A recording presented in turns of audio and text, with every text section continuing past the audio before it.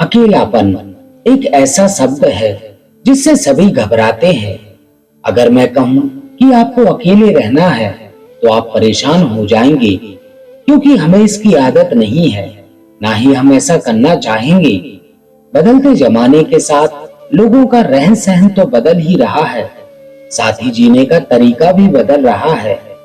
कई लोग ऐसे हैं जो किसी मजबूरी में, जैसे नौकरी इत्यादि के कारण अकेले रहते हैं, तो कई लोग ऐसे हैं जो अपनी मर्जी से अकेले रहना पसंद करते हैं। अपने काम को सच्ची लगन से अकेले ही करते हैं। जो लोग अपनी मर्जी से अकेले रहते हैं उनमें कुछ अलग ही गुण होते हैं। ऐसे लोग जीवन में सफलता जल्दी हासिल कर लेते हैं। अकेले रहने के फायदे अगर आपने समझ लिए तो समझो आपने पूरी जिंदगी समझ ली। अकेले रहना किसी के लिए वाकई आसान काम नहीं है। अकेले रहने का लेकिन यह भी मतलब नहीं है कि हम अपने घर परिवार मित्रों से दूर रहें। अकेले रहने की भी एक कला है जो आगे आपको इस कहानी में पता चलेगी। अकेले रहने का यहाँ मतलब है एकांत में रहकर अपने काम को, अपने सम्मान को, अपनी प्रतिष्ठा को, अपने अंदर झांकने की कला को, अपने उज्जवल भविष्य को आप कैसे आगे बढ़ा सकते हैं, उसके बारे में जानना। हम इस कहानी के माध्यम से अकेले रहने के उस 7 अमूल्य गुणों के बारे में भी जानेंगे। दोस्तों, एक बार की बात है, एक व्यक्ति एक बौद्ध भिक्षु के पास जाता है और बोलता है, हे गुरुदेव, मेरे दुखों का कारण क्या है? गुरु बहुत ही बड़े आत्मज्ञानी व्यक्ति थे। गुरु ने कहा, अपने आप को कुछ चीजों से चिपका लेना, चीजों को पकड़ लेना और उन चीजों के प्रति आसक्त होकर उनके पीछे भागना ही तुम्हारे दुखों का कारण है। उस व्यक्ति ने गुरु को धन्यवाद किया और कहा, गुरुदेव, आपने तो मेरी समस्या का समाधान कर दिया। मैं इतने दिनों से अपनी समस्या का समाधान चाहता था। आपका धन्यवाद गुरुदेव। यह कहकर वह व्यक्ति वहां से जाने लगा। गुरु ने कहा, पूरी बात तो सुन लो। उस व्यक्ति ने कहा, नहीं गुरुदेव, आपका इशारा मिल गया, बस यही काफी है, और समझदार को इशारा ही काफी होता है। 1 महीने के बाद वह व्यक्ति फिर से गुरु के पास आया। इस बार उस व्यक्ति का हाल बहुत ही बुरा था। वह बहुत ही दुखी था और सीधे गुरु के चरणों में गिर गया और कहने लगा, गुरुदेव, आपने जो कहा था मैंने वैसा ही किया, पर मुझे सुख नहीं मिला, मुझे तो और दुख मिल रहे हैं। गुरु ने उस व्यक्ति से पूछा, तुमने ऐसा क्या किया? व्यक्ति ने कहा, मुझे अपने परिवार वालों से, मित्र, रिश्तेदारों से दुख मिल रहा था। मैंने उन्हें छोड़ दिया और छोड़कर चला गया। 2-4 दिन तो मुझे अच्छा लगा, पर धीरे धीरे मुझे उनकी याद आने लगी। अपने माता पिता, अपनी पत्नी, अपने बच्चे याद आने लगे। रिश्तेदार, यहाँ तक कि अपने शत्रु भी मुझे याद आने लगे। इतना दुखी तो मैं उनके पास रहकर भी नहीं था जितना मैं उनसे दूर होकर हो गया हूँ। इसलिए आज मैं घर वापस जाने के लिए निकला था और आपके पास आ पहुंचा। आपने मुझे इतनी गलत सलाह क्यों दी गुरुदेव? गुरु मुस्कुराए और गुरु ने कहा, तुम परिवार को छोड़कर भागे, मित्र, रिश्तेदारों, यहाँ तक कि शत्रुओं को भी छोड़कर भागे, पर यह तुम्हारी गलतफहमी थी कि तुम छोड़कर भाग रहे हो। वास्तव में तो तुम उन्हें साथ लेकर भाग रहे थे। व्यक्ति ने कहा, पर गुरुदेव, मैं तो किसी को अपने साथ नहीं लाया। गुरु ने कहा, जो चीज हमें दुख देती है वह कहीं बाहर नहीं होती, यहाँ तक कि जो हमें सुख देती है वह भी बाहर नहीं होती। यह सब परिवार वाले, रिश्तेदार, मित्र, शत्रु, ये सब कहाँ बसते हैं? यह सब हमारे मन में बसते हैं। और जब तुम भागे तो तुम अपने मन को साथ लेकर भागे, और तुम्हारे मन में यह सब तुम्हारे साथ भाग रहे थे, तो तुम इनसे कहीं दूर ही नहीं गए। जब जो चीज मन में बसी हो और आसपास हो वह हमें बहुत लगता है, पर वह बहुत कम होता है।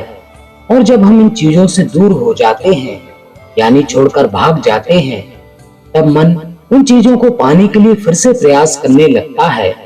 और तब यह चीज बहुत ज्यादा दुख देती है, जैसा तुम्हें हो रहा है। व्यक्ति ने कहा, तो गुरुदेव मैं क्या करूं?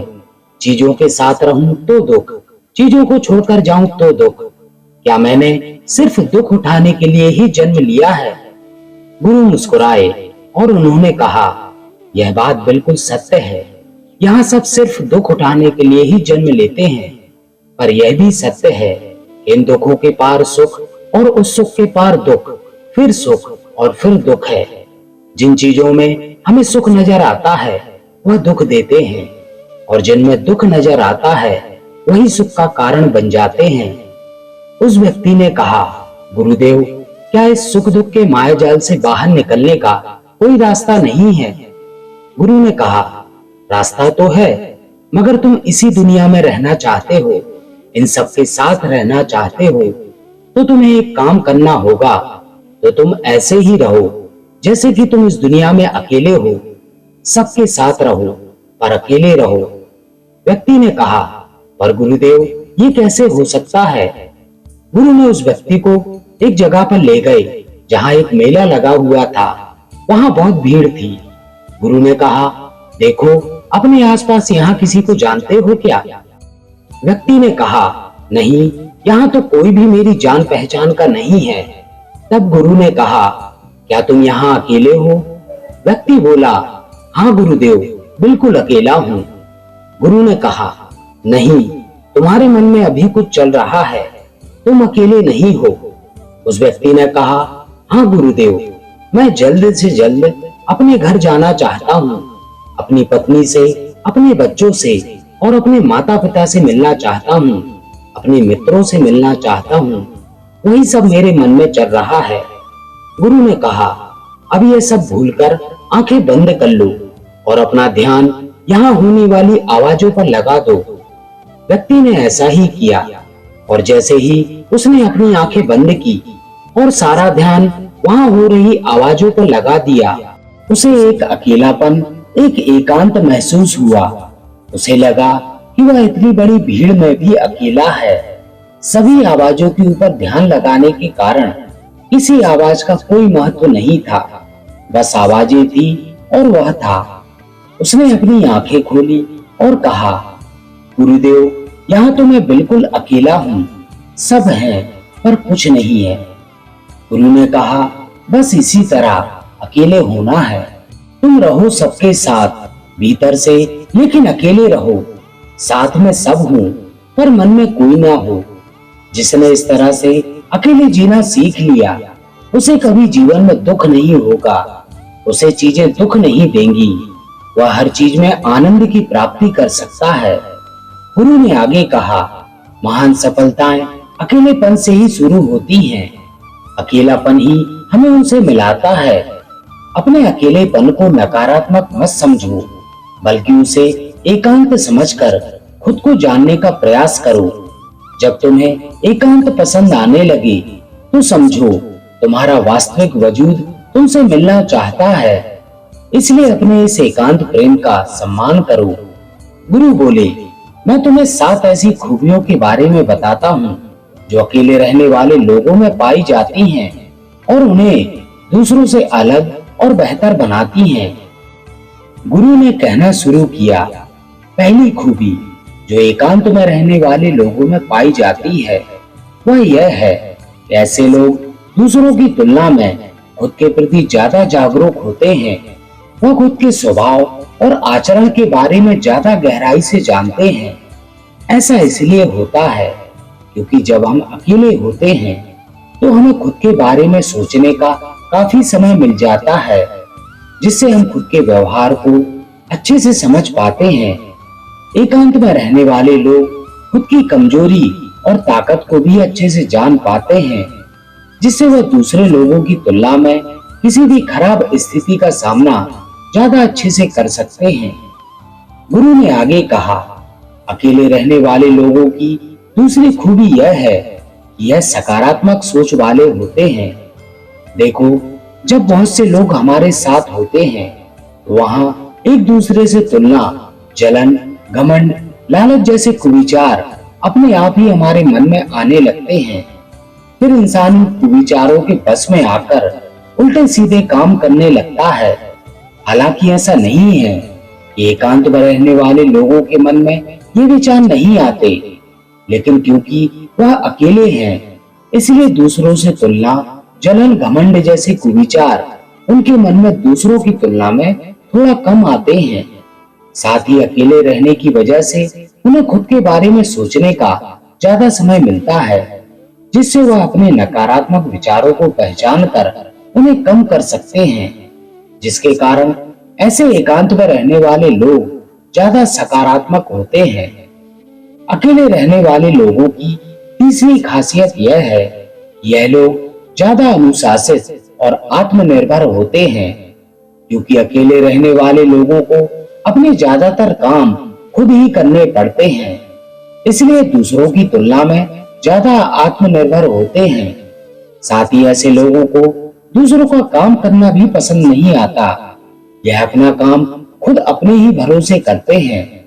साथ ही ये लोग कोशिश भी करते हैं कि दूसरों से कम सहायता लेनी पड़े, पर क्योंकि ऐसे लोग आत्मनिर्भर और अपने काम को लेकर स्पष्ट होते हैं, ऐसे लोग अनुशासित भी होते हैं। यह लोग अपने समय की कद्र करते हैं और दूसरों का समय भी बर्बाद नहीं करते। अकेले होने की वजह से ऐसे लोग एक निश्चित दिनचर्या का पालन भी करते हैं, जिससे यह लोग ज्यादा व्यवस्थित होते हैं, और यह भी इनके अनुशासित होने का एक कारण है। गुरु ने आगे कहा, अकेले रहने वाले लोगों की चौथी खासियत यह है, यह लोग किसी भी चीज के बारे में बड़ी बारीकी से और गहराई में जाकर सोच सकते हैं। अकेले रहने वाले लोगों की यह सबसे बड़ी खासियत होती है। इसलिए जितने भी लेखक, कवि और बड़े बड़े काव्यों के रचयिता हैं, उन सभी को एकांत में रहना पसंद था, क्योंकि जब कोई व्यक्ति एकांत में होता है तो अपने अंदर की आवाज सुन पाता है। जितने भी बड़े आविष्कार हुए हैं, उन सब की शुरुआत एकांत में ही हुई थी, क्योंकि एकांत में रहकर ही किसी भी चीज के बारे में बड़ी बारीकी से सोचा और समझा जा सकता है। गुरु ने आगे कहा, एकांत में रहने वाले लोगों की पांचवी खूबी यह है कि इनका व्यक्तित्व सबसे अलग हटकर होता है। वहीं ज्यादातर लोग दूसरे लोगों के साथ रहते हैं, वे अकेले नहीं रह पाते। वे कितनी भी कोशिश कर लें, लेकिन जाने अनजाने में सही, लेकिन दूसरों के व्यक्तित्व का कुछ हिस्सा उनके अंदर आ ही जाता है। दूसरों की आदतें, दूसरों के विचार उनके अंदर प्रवेश कर ही जाते हैं, जिससे उनके व्यक्तित्व में वह अनूठापन, वह निरालापन नहीं आ पाता।